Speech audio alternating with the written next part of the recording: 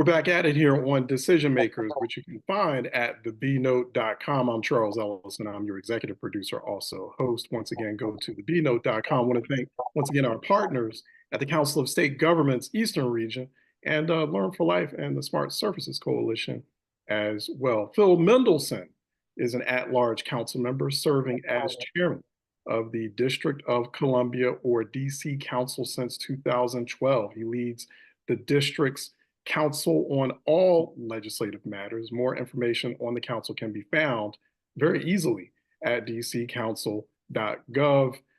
And Chairman Mendelson, good to have you. Good to be here. Thank you.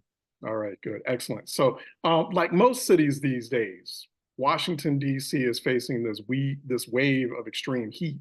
And I'm wondering how you all in the council, the legislature, are handling that. Are you policymakers of a major city that's dealing with hot temperatures in a city as densely populated as the district? Are you all talking about this, and how are you responding to it? Well, we're not talking about it immediately in the moment as in, oh, this heat wave, what are we doing about it? But we have, over the last decade, passed a lot of legislation dealing with climate change.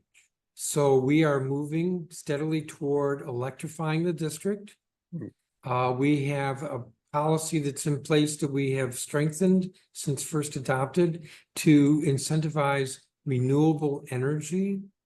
We have a Green Building Act, which not only requires to the construction codes that new buildings have to be essentially LEED standard in terms of energy efficiency. We are requiring over time the retrofitting of building energy systems, existing buildings, energy systems. There are a lot of different approaches that we have that are trying to reduce the city's carbon footprint on our planet.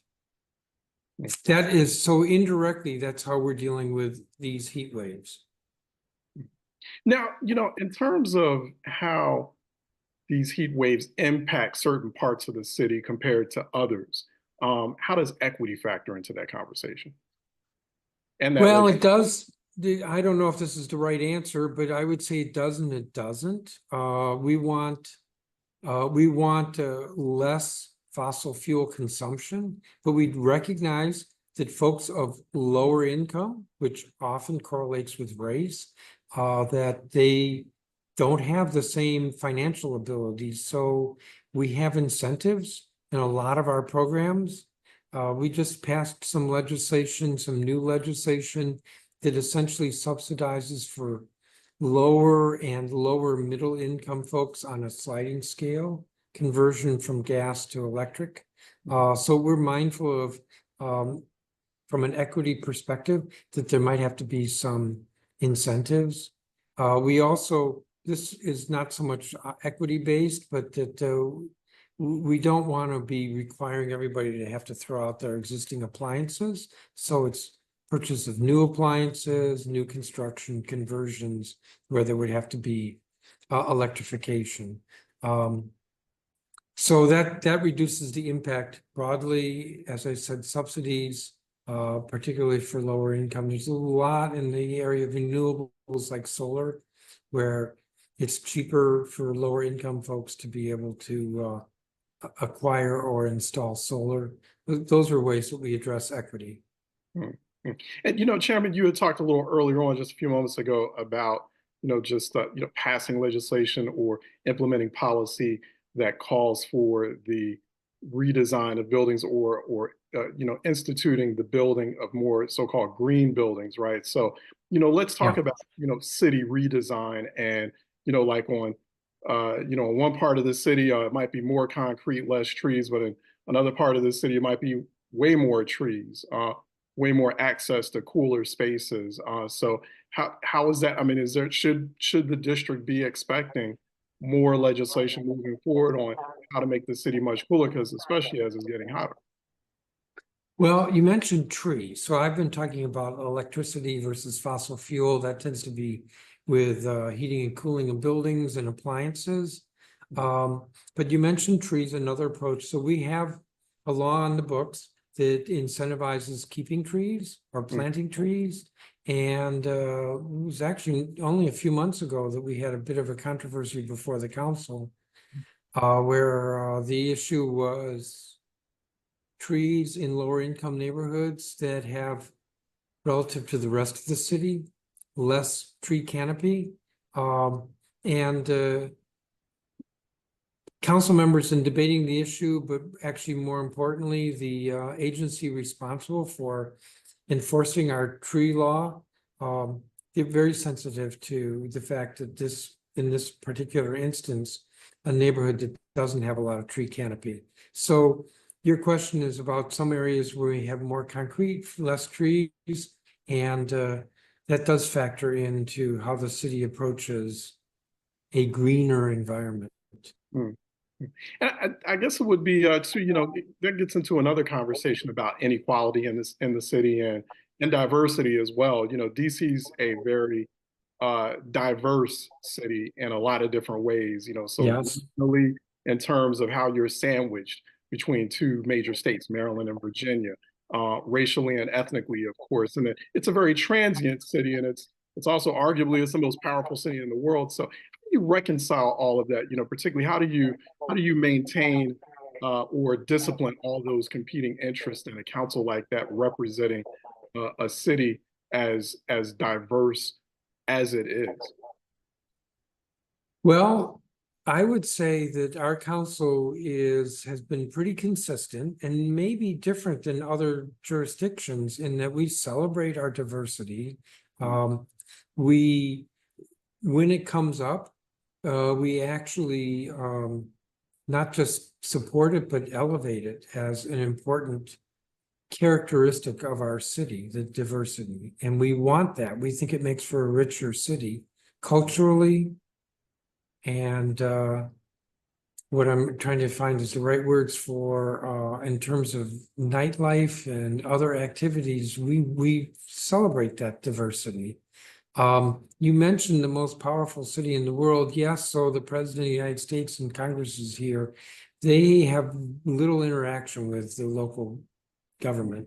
The local government, though, is what runs the city for the 700,000 residents of the city. And it is a bit complicated, but not that hard to figure out once you get used to it, navigating just how different the city is compared to other cities with federal intrusion sometimes or federal dysfunction sometimes.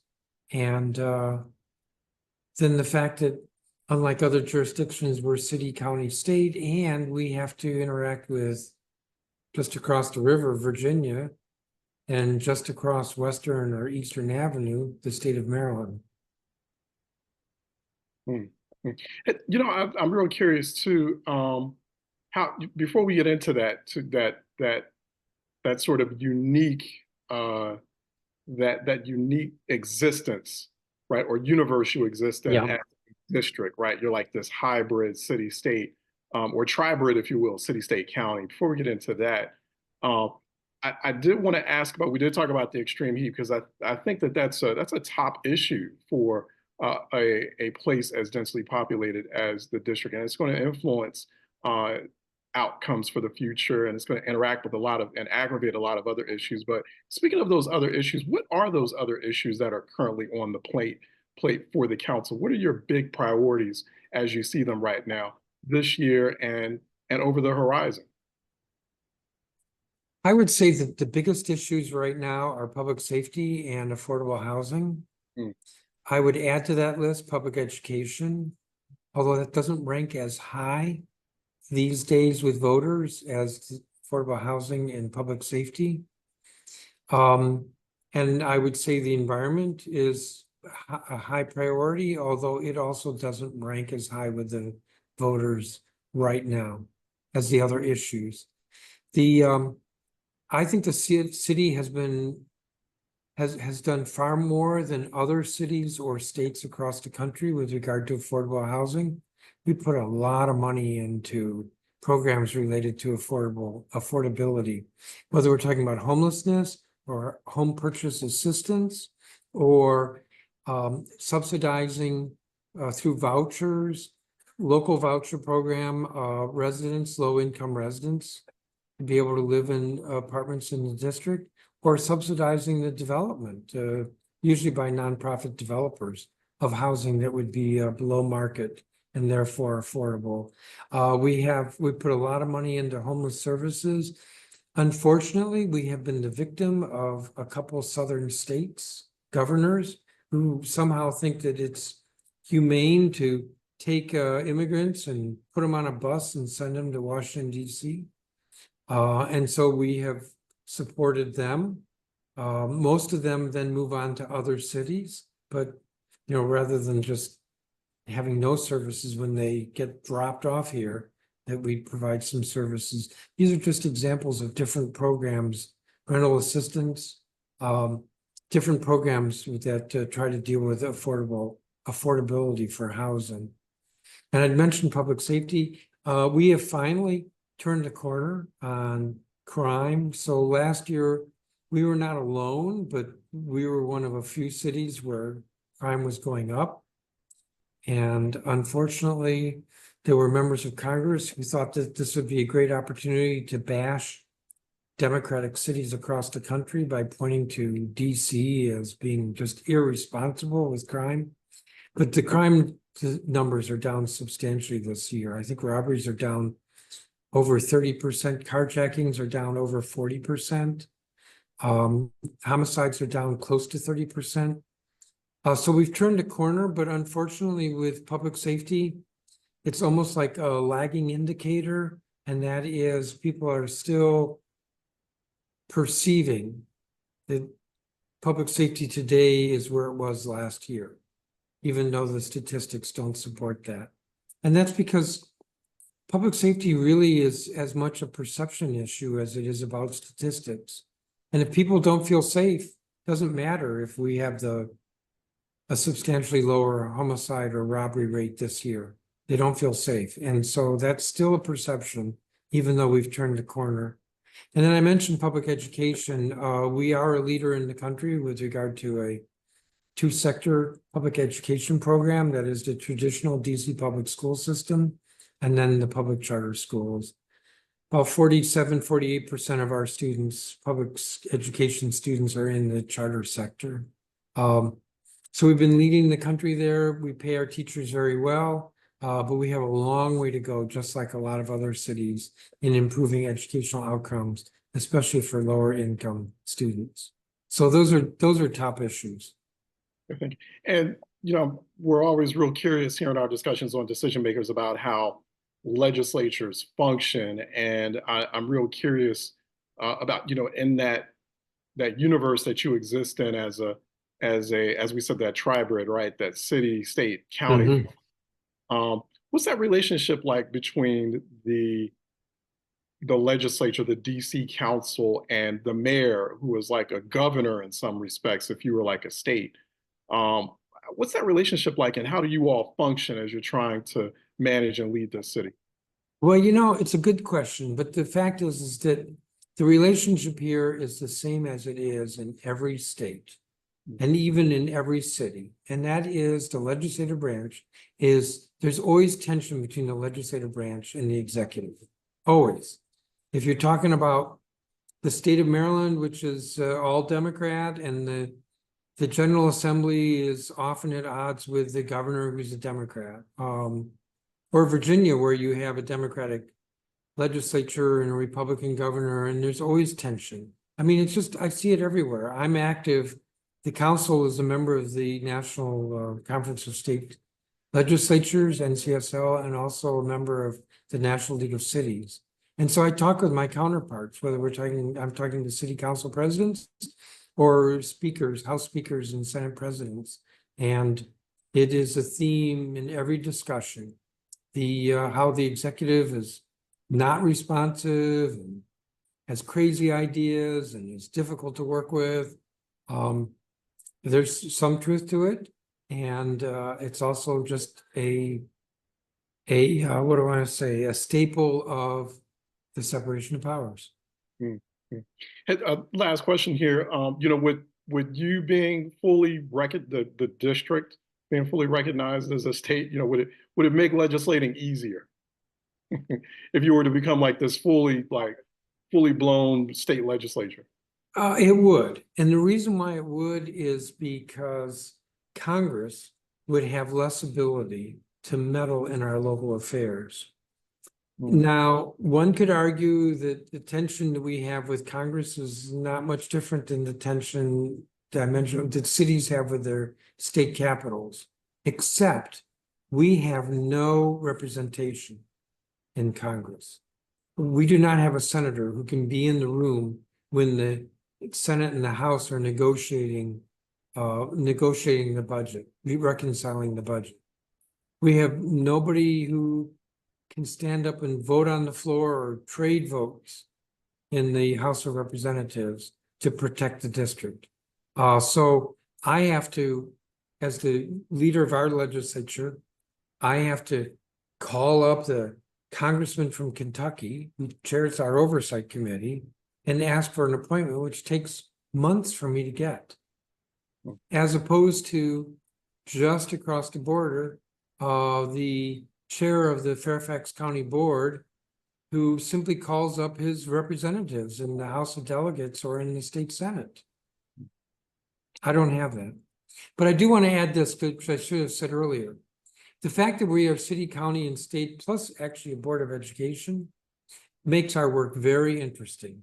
We meet year-round, except during the summer, we meet every 2 weeks. And we deal with a broader range of issues than any other city or any other state legislature. We got it all, whether it's trash collection or it's the criminal code. We've got it all.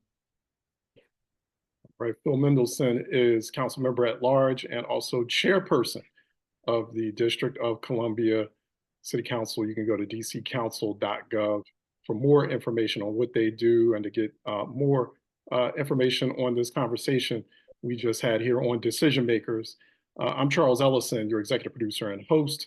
For more, go to thebnote.com. Also, once again, want to thank our partners, Council of State Governments, Eastern Region, and Learn for Life and Smart Services Coalition. Raven Robinson is our associate producer, and Corey Allure is our senior research associate. We'll be back next week. Thank you so much.